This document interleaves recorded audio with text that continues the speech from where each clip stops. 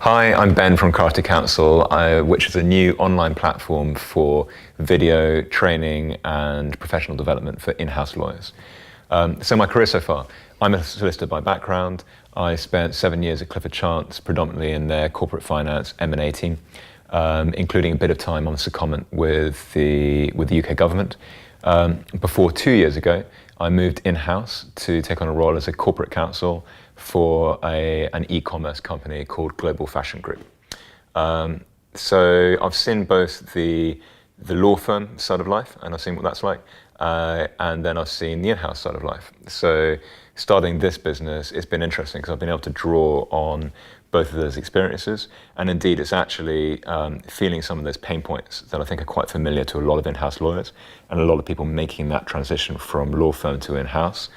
It was that experience that really drove me to set up this website.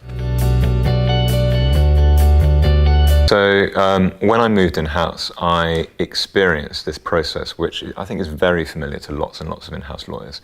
And that's going from an environment where in a law firm, you have access to all sorts of training resources, precedents. You've got expert colleagues on every possible niche area of the law just down the corridor or a phone call away.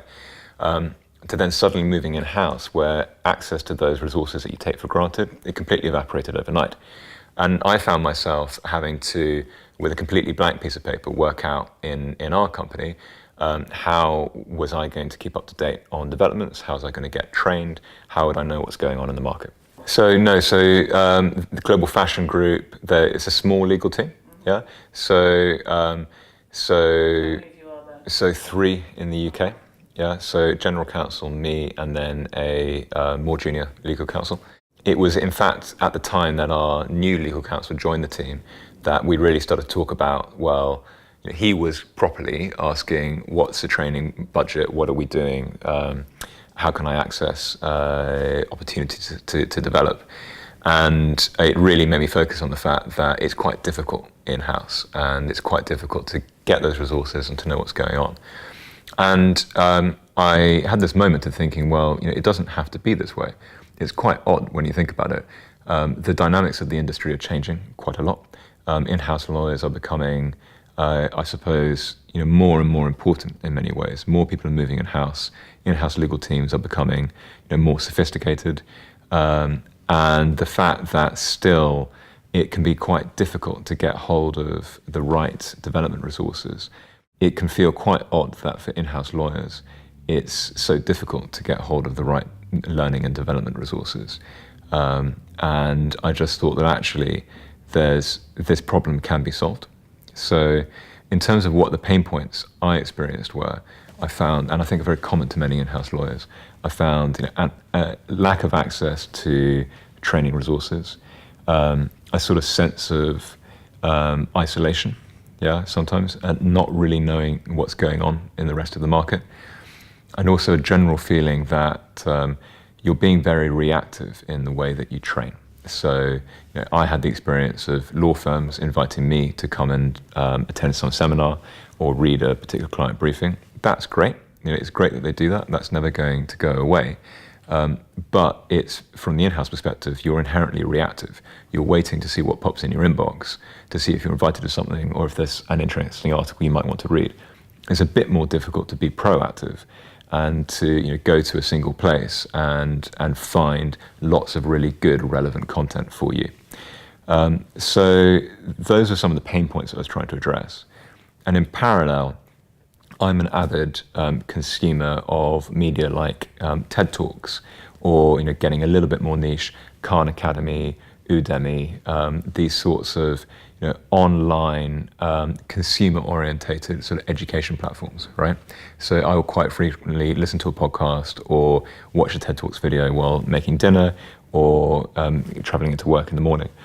And I just felt that there was this seemingly strange disconnect between the way that I live my life as a sort of human being outside of the office and then professionally how I have to keep up to date. It's almost like it's almost a generation apart in terms of the resources that are easily available. And so I thought that building a platform that felt a bit more like a consumer internet experience, something like effectively TED Talks for lawyers would be particularly interesting.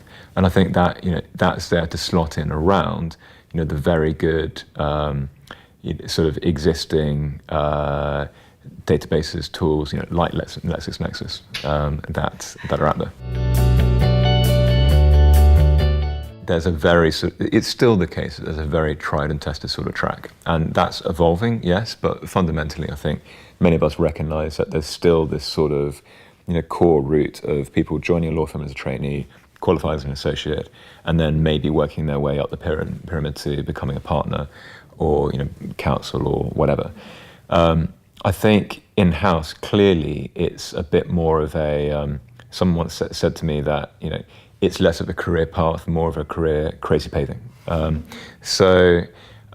think that's actually one of the reasons why in-house is particularly interesting. And one of the reasons I left law firm life was that I wanted to have a number of different career experiences and not necessarily know where the next opportunity is going to take me. So in one go you have both the challenges and opportunities.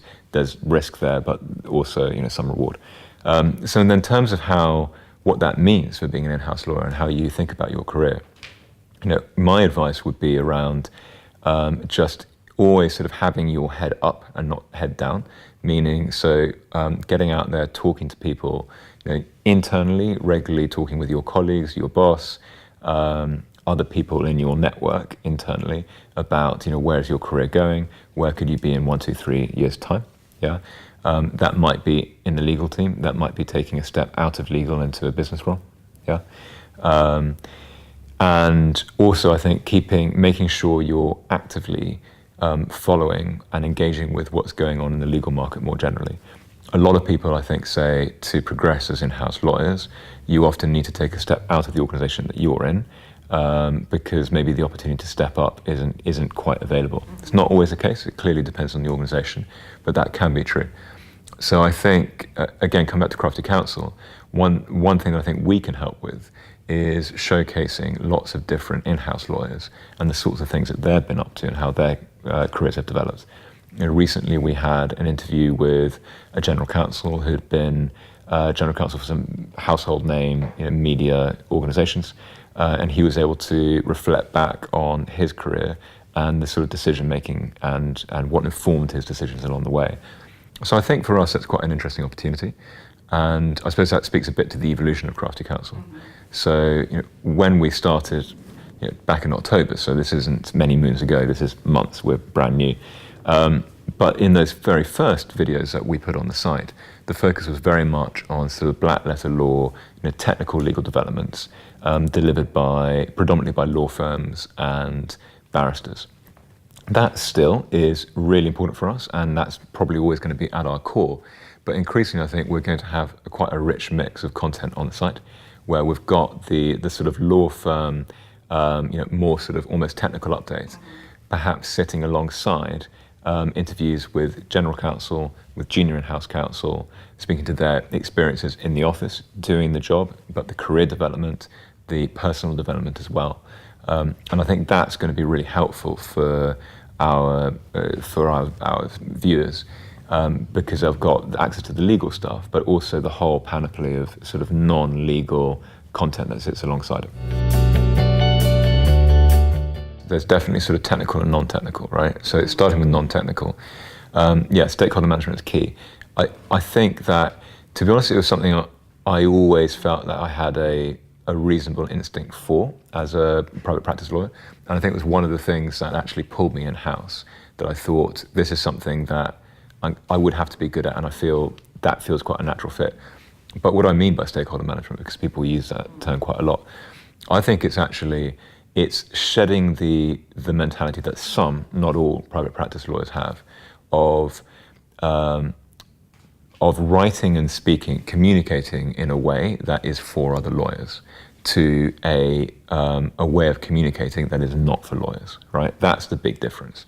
So all day, every day, I have to be able to explain the stuff that I'm worrying about, my assessment of risk, whether we can and cannot do something, how we want to do that, I need to be able to explain that to very different people in the organization, and I need to be able to pitch and change the content, the depth, the tone accordingly to the audience. And that depends on whether that person is that the CFO, is it the CEO, yeah?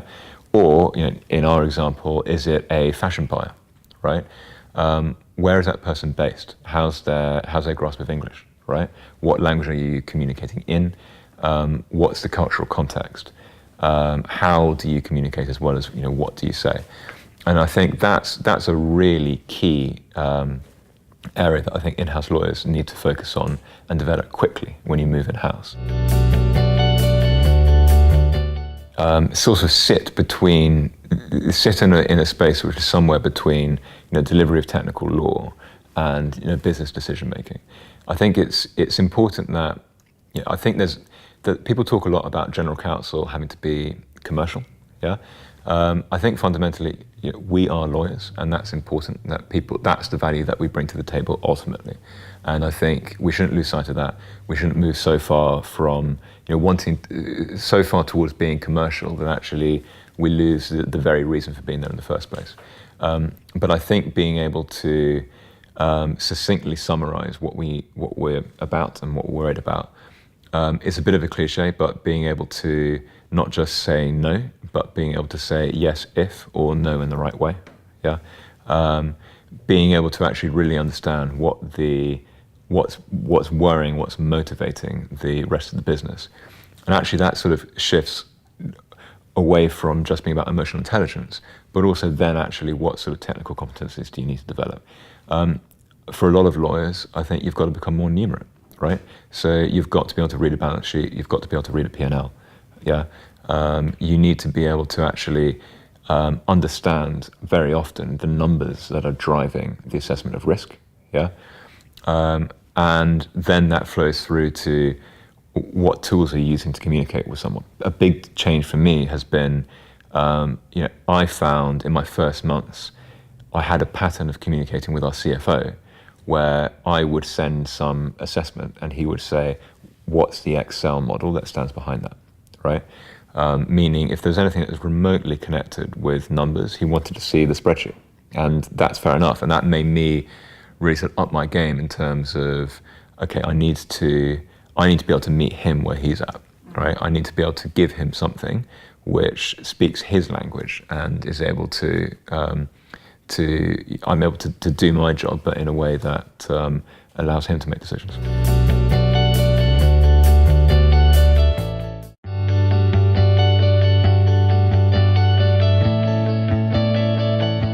I actually think it's a really interesting time, and I wonder if it's ever been as interesting time to be an in-house lawyer and join an in-house team.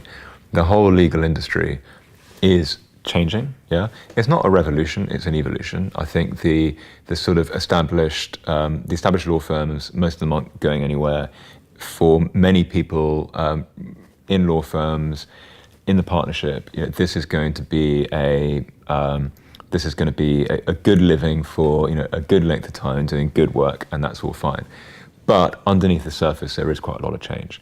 And I think for in-house teams, we're part of that, and we can also take advantage of that movement. So to give some concrete examples, I think we're seeing more and more very, very high caliber people moving in-house. We're seeing companies thinking very hard about building out in-house legal teams and how they build them out in order to be able to get a high quality end product. And that's about being thoughtful about when do they want to use external counsel. Even companies that may just have one or two in-house lawyers are thinking about hiring very, very high caliber people so that they can drop their reliance on outsourcing so much work. Yeah. So I think that sort of the old stereotypes going back some years where there was this sort of almost sort of sniffiness among some law firm lawyers about their in-house counterparts.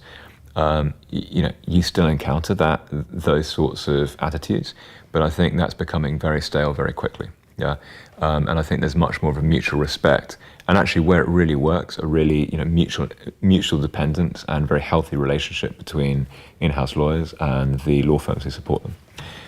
Around that sort of trend of in-house and external, I think we're seeing companies being very thoughtful about how they outsource work. Yeah, so it's not just about to the go-to law firms or even to a panel, but it's also thinking about what alternative legal service providers are there. And now we really are seeing a mix. So you've got organizations delivering contractors, you've got people delivering much longer-term staff. You've got the arrival of the legal marketplaces. Yeah, and that's very interesting. I think again that puts a lot of power and proactivity in the hands of the in-house team, because they can select the right sort of resource for the right project. Then alongside the resourcing, we've got the hot button issue at the moment, legal operations, which we were talking about earlier. So everyone's talking about that as sort of the big new thing in-house. Probably really just a term which describes that's the hot button thing for in-house. It's probably a term that describes a sort of pre-existing movement, but it's helpful now, I think, to have that label and to capture the whole panoply of sort of non-legal operational matters that surround the legal function, right? So cost efficiencies, document management, cross-functional working, et cetera, et cetera. So alongside legal operations, probably like the big hot button issue for legal teams at the moment is tech. Yeah, and I think tech and use of legal tech is something that's been bubbling away for a few years now. But I would say suddenly in the last couple of years, it's got very, very hot. And people who were lawyers, maybe not necessarily that engaged in technology before, suddenly you almost can't miss it because it's right there. So for Crafty Counsel, we're very much engaged in that community. We had Jimmy, the founder of Legal Geek, which most of your users will know is sort of Europe's preeminent legal tech community. So he was on Crafty Counsel going back just a few weeks, and he was talking about why London is such a sort of hot place for legal tech right now. I think it's very exciting. You have lots of startups creating new technologies, often startups peopled with lawyers as well as tech professionals. So making products which are really, really geared at solving various pain points in legal practice. Interestingly, they're explicitly aimed both at law firms but also at in-house. So I think for GCs and others in the in-house community, very interesting to check out what's going on there. And I think you've also got the institutions which now support this. So there's clearly funding going into that sector. You also have a number of different incubators, Mishcon, the new Barclays incubator, Denton's, etc., A&O, who are working with startups and indeed incubating them internally. So I think that's an exciting time. And I think for GCs and the rest of their teams, I think that does mean that there are a lot of new products and services that they can experiment with, increasingly in quite a sort of a low cost and nimble way. I think if you go back a few years, there was this experience and then assumption that introducing any sort of tech into a legal team was a long and very painful, very expensive process. Now that tech is operating more as software as a service, more cloud-based services, my experience is it's a bit more nimble, it's quicker, it can be cheaper to run experiments and to see what works for the team. You're seeing people starting to use various systems for vendor management, right? So managing law firm billing, making sure that's done efficiently. I'm sure we've all had the experience of painfully manually reviewing piles upon piles of law firm invoices, which are all created in a way that sort of suits the firm but doesn't really suit the client. It can be very hard to keep on top of what's going on. You end up with surprises in your budget, and that's the last thing that you want, because those just breed awkward conversations and leads to a sense that legal isn't really on top of things. So I think software that supports that process and makes that easier, that is really helpful. Actually, not explicitly about legal tech, but I think increasingly legal teams are starting to use sort of project management type tools or sort of team coordination. So things like even Slack, Trello, those sorts of services, which again sit somewhere between the sort of the consumer and the enterprise type solution. And what else? I think then then I think there's a question for for in-house legal teams about what they're seeing their law firms use and what they're encouraging their law firms to use, right?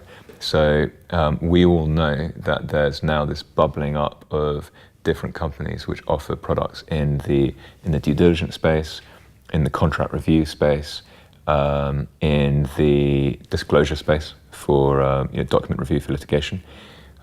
So those experiments are running, and we can all see the headlines that some law firms are buying into those products and experimenting with them. I think it'll be very interesting as the market matures and we see how in-house teams work with law firms on their use of those pieces of software. And frankly, do in-house teams start to expect that law firms will indeed incorporate AI and AI-enabled review to support, say, the M&A team's due diligence on a given project?